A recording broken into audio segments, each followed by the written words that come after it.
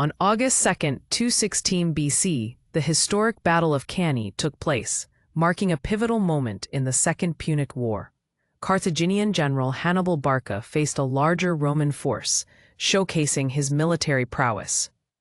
Carthage, a powerful city-state located in North Africa, had long been a rival of Rome, known for its wealth and military strength. The backdrop of rivalry set the stage for the confrontation at Cannae. Hannibal, an experienced commander, had successfully led his troops across the Alps and into Italy, where he aimed to strike a decisive blow against Rome. His unmatched strategies had made him a daunting foe. Roman general Varro, eager to redeem his prior defeats, took command of the Roman legions, facing Hannibal with sheer numbers and confidence, believing a decisive engagement would lead to victory. The Roman army, despite being numerically superior, underestimated Hannibal's tactics and the discipline of his forces, positioning themselves for what they believed would be an assured victory. As dawn broke on the day of the battle, both armies prepared for an inevitable clash that would decide the fate of Rome and Carthage, with thousands of lives at stake. Hannibal's strategy involved a double envelopment maneuver, planning to lure the Romans into a trap that would encircle them, reflecting his understanding of battlefield dynamics. As the battle commenced, the clash of armor and the sounds of war filled the air, echoing the beginning of a fierce confrontation between two formidable powers. The Carthaginian soldiers, disciplined and well-trained, fought under Hannibal's command with unwavering loyalty, driven by their leader's charisma and strategic vision. The Roman forces, though larger, struggled to adapt to Hannibal's cunning tactics. Varro's determination faced the harsh reality of battle as his troops were drawn deeper into the trap. As the hours progressed, Hannibal's forces executed their maneuver, tightening the noose around the Roman legions, while silence swept through the soul of Varro's army. The encirclement was nearly complete, leaving the Roman legions in a precarious situation. Varro, realizing the trap, worked desperately to maintain control. In an act of bravery, some Roman soldiers attempted a breakout, clashing swords with their Carthaginian counterparts, but the disarray persisted in their ranks. Hannibal's forces, utilizing their superior strategy and discipline, began to gain the upper hand, overwhelming the Roman troops and instilling a sense of dread across the battlefield. As night approached, the battle's ferocity did not wane, with fierce fighting continuing into the evening, each moment crucial for both armies. Despite Varro's efforts to regroup his forces, panic began to set in among the Roman ranks, diminishing their coordinated strength before the advancing Carthaginians. Ultimately, the chosen tactics by Hannibal proved effective, leading to a decisive victory as the Roman lines shattered amidst the chaos of the envelopment. The aftermath of the battle saw massive casualties on both sides, but it was the Romans who faced the most significant losses, with estimates of tens of thousands dead. Hannibal's victory at Cannae not only weakened Roman morale, but also emboldened his allies, signaling Carthage's resilience and their capacity to contend with Rome.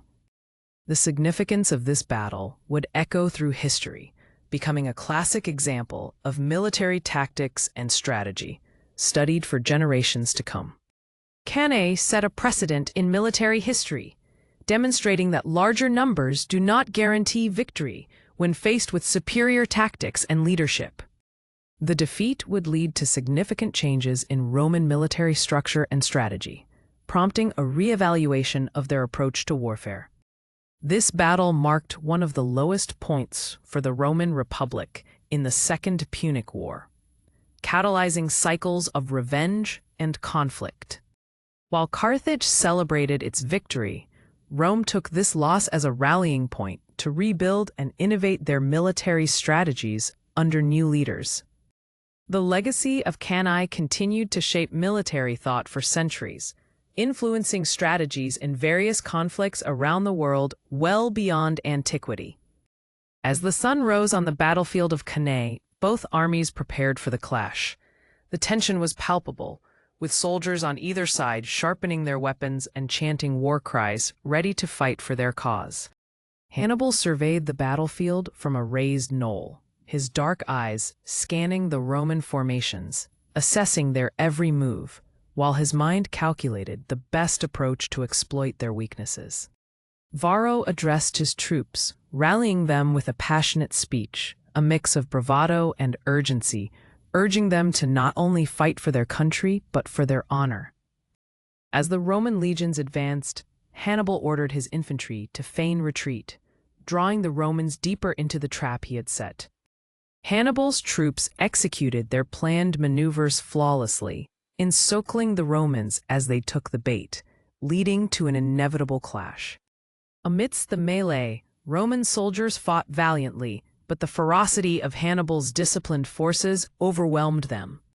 The encirclement began to tighten, and the Romans found themselves outflanked and trapped, their formations disintegrating into chaos. Varro, realizing the precarious situation, attempted to rally his troops for a breakthrough, but the fear and confusion were overwhelming. Hannibal's forces pressed the attack, employing organizational tactics that kept the pressure on the now disrupted Roman line, leading to ensuing panic. After hours of relentless fighting, the Roman legions began to falter, with a significant number succumbing to despair as their comrades fell around them. As darkness fell, the battle reached its climax, with the encircled Romans fighting desperately to escape their grim fate. Hannibal, seizing the momentum, ordered his troops to push harder, leading by example as he thrust himself into the fray, inspiring his men. The relentless pressure from Hannibal's disciplined troops finally led to a breaking point for the Roman forces, with waves of panic washing over the ranks. In the final moments, the Roman legions, once a proud representation of the Republic, found themselves retreating, signifies an upset in power. As casualties mounted, it became evident that Hannibal's tactic would go down in history as one of the most brilliant military maneuvers ever executed. Hannibal, victorious, stood amidst the wreckage of the battlefield, reflecting on the fierce struggle that had just unfolded before him. The aftermath left Rome reeling, their military strategies shaken, prompting calls for reevaluation and change in command within the Republic's ranks. As news of the defeat spread across the Republic, riots erupted, showcasing the growing unrest and fear among the citizens.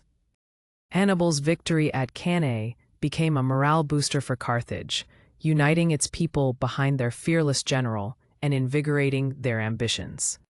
The victory at Cannae also led to increased recruitment among foreign mercenaries, eager to join the Carthaginian cause after witnessing Hannibal's brilliance.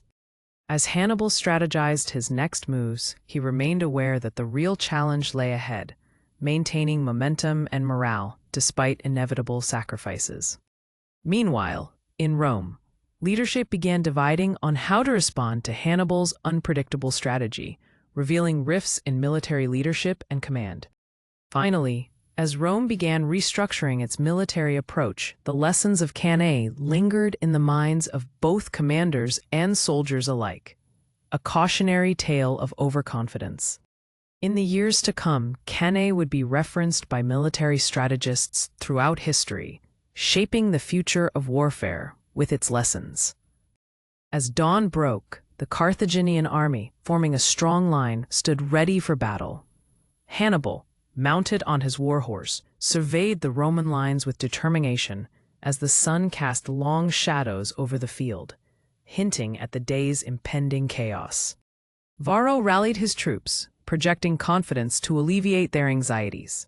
His voice boomed, igniting a fervor among the Roman soldiers, urging them to charge forward with the belief that their numbers would ensure victory. As the Romans advanced, Hannibal signaled to his troops, orchestrating their movements with precision. The Carthaginians feigned a retreat, leading the Romans deeper into the trap he set, magnifying the tension in the air. With the Romans encircled, Hannibal activated the second phase of his plan. His forces closed in from all sides, pushing the Romans into a tighter and tighter mass, chaos erupting. Despite their valiant efforts, the Roman army's initial confidence began to crumble. Panic spread through the ranks as they faced the overwhelming precision of Hannibal's troops. Varro, amidst the chaos, shouted commands to rally his troops. His determination clashed with growing despair, but his voice could hardly penetrate the clamor of the battlefield. As hopelessness set in, many Roman soldiers resorted to fleeing. The once proud legions descended into a frantic scramble, with the sound of clashing swords drowned out by desperate cries for escape. Hannibal, witnessing the collapse of the Roman front, maneuvered his forces to close the gaps, ensuring no soldier could escape from his strategically orchestrated snare. With no avenue for escape, the remaining Roman soldiers faced mass surrender. Varro's dreams of victory faded into history as defeat enveloped the battlefield. As the battle concluded, Hannibal's triumphant forces celebrated their victory. The sun began to set over Cannae, casting a golden light on a field that had witnessed such monumental bloodshed. In the days that followed, news of the stunning Carthaginian victory spread through the ancient world, shaking the foundations of Roman authority and military pride. The Roman Senate convened urgently to analyze the ramifications of the defeat, deliberating on how to address Hannibal's threat while contemplating reforms in their military structure. In Carthage, the victory at Cannae invigorated the citizenry, fostering a sense of unity and resolve among Hannibal's supporters and encouraging recruitment of new soldiers. Hannibal, contemplating the significance of his victory, began planning his next moves against Rome, aware that this triumph had not ended the war, but had shifted the tide dramatically in his favor. Meanwhile, Roman citizens reflected on their lost glory as the specter of Cannae loomed large in their minds, leading to a change in public sentiment and military focus. In the aftermath, Hannibal's tactics became a subject of study for military leaders. His employment of strategic deception at Cannae transformed the landscape of warfare for generations to come. Rome, recognizing the need for reform, embarked on training officers who studied these new tactics, hoping to avert future disasters against Hannibal's unpredictable genius. Over time, Cannae became a reference point for military studies, symbolizing the crucial lesson that superior numbers are not enough for victory. Leadership and strategy must prevail. As decades passed, Cannae served as both a cautionary tale and an inspirational beacon for military leaders, echoing through history and shaping future conflicts for centuries to come.